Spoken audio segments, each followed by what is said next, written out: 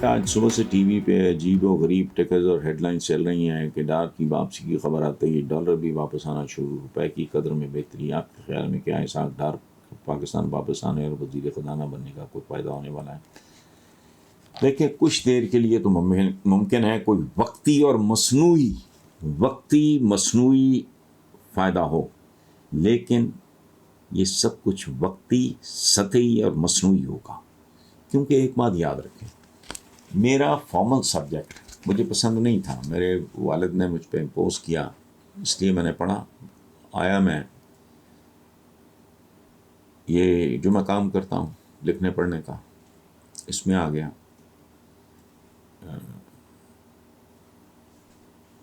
میرا formal subject ہے ہی economics, اور یہ بات جس کو اکانومی کی یا اکنامکس کی ABC آتی ہو، وہ جانتا ہے کہ نہ یہ راتوں رات برباد ہوتی ہے اور نہ یہ راتوں رات آباد ہو سکتی ہے۔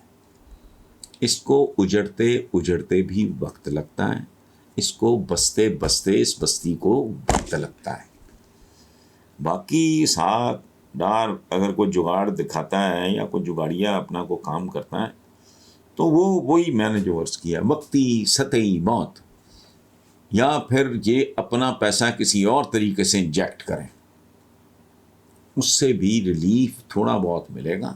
سنبھلنے کے لیے جتنا وقت چاہیے، دیکھیں بات سنیں، اولاد چاہے ٹارزن کی ہو، سیمسن کی ہو، رستم کی ہو، ڈلیوری 9 مہینے بعد ہی ہوتی ہے۔ پہلے ہو جائے اس کو کہتے ہیں 7 ماہ، اس سے پہلے ہو جائے اسے کہتے ہیں بارچن۔ 7 ماہ بچہ ہمیشہ اس کو 7 ماہ کہتے ہیں، اس لیے وہ کمزور رہ جاتا ہے، وہ جعلی ہوگا، مصنوعی ہوگا، وقتی ہوگا۔